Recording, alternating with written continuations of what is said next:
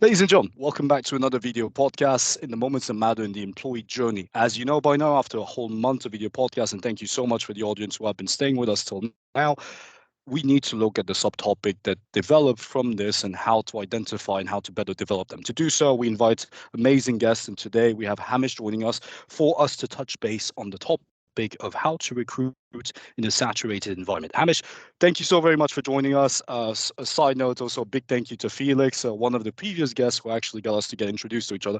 So really, really a great way of approaching this. Felix, Hamish, apologies. Hamish, maybe to start this off correctly, why not start with an introduction from your side? Perfect. Yeah, no, thanks, Loic, for having me on the podcast, and thanks for Felix, obviously, for making the link and the introduction. I guess just a quick intro on my side. I'm Hamish, of course. I'm 25 years old. I work in the recruitment industry. I've been in recruitment now for 3 years, working within DSJ Global. DSJ Global, we are a multinational global enterprise, part of the Faden International Group. Faden International are the 10th biggest recruitment company globally. I joined DSJ Global straight after university during the COVID-19 pandemic. I was initially planning on moving to China for 1 year to teach English in a school in Guangzhou, but of course COVID said otherwise, so I ended up in recruitment. As most people say, everyone kind of falls into recruitment, and I certainly did so myself. However, in the 3 years since working in recruitment, I've absolutely loved it. I recruit across the DACH and Benelux regions. I recruit for the logistics services industry. I'm for both freight forwarders and contract logistics providers. And I recruit for the C-suite level positions. So there's kind of really senior positions. Most of my work centered around working in Germany, the Netherlands, and also in Switzerland. In the short time since working at DSJ Global, part of Faden, I've been promoted 4 times and now sit in the position of Associate Vice President and Head of Logistics Services across the DACH and Benelux, which I guess in more common terms, I'm essentially a sales manager and I manage a team of 5 recruitment consultants. So I like to think in 3 years that I've learned quite a lot, I've experienced quite a lot. I've got quite a good idea on how kind of modern recruitment markets are working in essentially today. And you have grown quite exponentially. I mean, congratulations on the different positions that you have. I mean, 25, having gone from I want to be an English teacher to now the position you're holding, and recruitment has a very high importance role in today's industry, even more. Like we were speaking recently with Hamish a few days back about how recruitment has evolved after COVID, and that's a topic for itself. But in regards to that, because logistic itself is quite a specific industry, they have a specific approach. We've seen that as well with actually when discussing with Felix, he also mentioned a bit more how to approach recruitment in this. But what we also seeing now is artificial intelligence is taking its own role in regards to recruitment. We're seeing it's a great, AI tools are fantastic to support with efficiency and so on, but they're starting to have an impact on the actual human touch. And I think that's something that, Hamish, you're in a perfect position to explain. How do you feel AI today is impacting in your industry, in your sector? How do you see it today on the market, on the more broad kind of approach to it? Yeah, I think it's a really, really interesting question, Lloyd, because if I'm just to touch on kind of recruitment in general, obviously I'm coming from the industry that I recruit in, but if you look back sort of 10, 15 years ago in recruitment, before there was even stuff like LinkedIn and Xing, what they're using in Germany, I mean, people used to have to phone people up through just finding out their information through different information streams. So if you go back recruitment 15 years ago, there was no such thing as LinkedIn, no such thing as Xing, and certainly no such thing as artificial intelligence. So I think the recruitment market's been one of the most impacted markets by artificial intelligence. I think it's a very fascinating tool. I think it's got its positives and negatives. I mean, like speaking from experience, I think post COVID-19, when, of course, everybody moved online, working from home, interviewing via Microsoft Teams, all these kind of tools such as ChatGPT were sort of coming around. Artificial intelligence was certainly playing a massive part in our industry. And just speaking from experience, I think it's a really, really good and useful tool, right? I'm not denying that whatsoever. I think ChatGPT, the other AI tools you can use, can save a lot of time, save a lot of costs, give people a certain amount of messaging, reach people which you might not be able to reach previously. So I think overall it's quite a positive tool. However, the concern that I guess I have around artificial intelligence and recruitment is it's leading to recruitment processes becoming slightly too transactional, which I think if you go back in time, you go back sort of 10, 15, 20 years ago, most recruitment processes were not transactional at all. It was simply you phoning up the company, trying to sort out an interview yourself, trying to get your feedback from an interview you had, trying to understand, I guess, what things you did right, what things you did wrong. And more often than not, you'd probably get someone else picking up the phone, or at least if they didn't pick up the phone, they'd, I guess, drop you a call back. Definitely. Well, yeah. Well, sorry, the song. If I may just, can you provide as well for our audience an example of what you would say, why you would say AI today is very, in the recruitment industry, is having a very transactional kind of approach in certain areas? Do you have an example of such, of where there's maybe a lack of human approach and it's too interconnected and it's not human enough? Or yeah, I can give you maybe a couple of examples. I mean, I think firstly, from a candidate sourcing kind of aspect, when I want to try and reach out to certain candidates, I'm looking to build my network. It's quite hard to often, I guess, write personalized messages and tailor-made them to each individual profile. I will try to do that as much as possible. I'll try and add a personal touch to every message I send, to every call that I put out there. But I think with the use of ChatGPT, especially something which I use a lot, you can simply type something into ChatGPT saying, hey, look, I'm recruiting for this position. Can you write an enticing message that can maybe attract certain people with this level of experience? And I can use that AI generated tool, something which I've not wrote. I've got a computer to write for me, and send that out to, I don't know, 100 people, for example, right?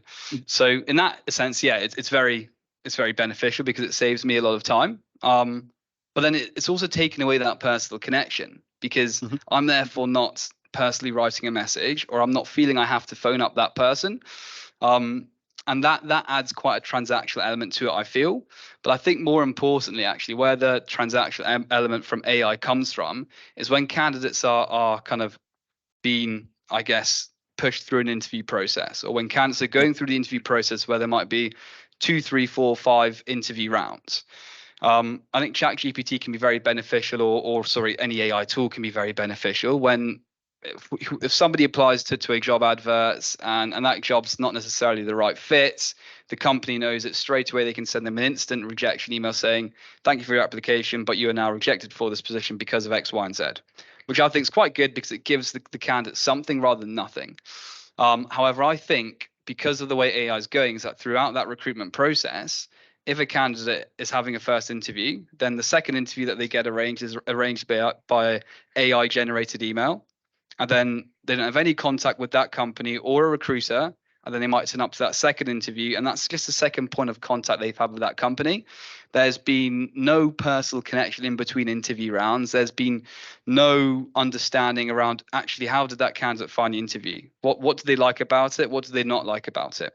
And that goes both ways, to the candidate, but also to the client who's interviewing that candidate for said interview. Because a client might think, oh, X person was incredibly good in the interview, let's invite them to the next round. But then the candidate doesn't know, okay, well, what do they specifically like about the interview? What did I do that was quite impressive? Or what did they find out about me from a personal side of things? And by having these AI generated messages and by having these AI generated recruitment processes and making it very transactional, it means that there's nobody in that intermediary section who's providing the personal touch to the recruitment process. So I think that can have a big problem with when people do take jobs now in an environment where not everybody goes for an on-site interview. Most of it's done via Microsoft Teams, like we're doing now, then I think it can lead to that kind of that transactional process can be when people start a job, then they're not necessarily actually really understanding the true culture of what that company's like. They're not understanding actually some personal details about that their hiring manager or the person who they're now reporting into, because they've only spoke to them twice and they've not had somebody in between interview rounds to tell them specific things about what that person likes, what their company culture is like. And therefore they have a couple of online interviews to join a company, and then very quickly they realize actually this might not be right for me, because the recruitment process has not been dealt with a personal touch and with quality. It's been done through transactional based recruitment and very much AI based recruitment.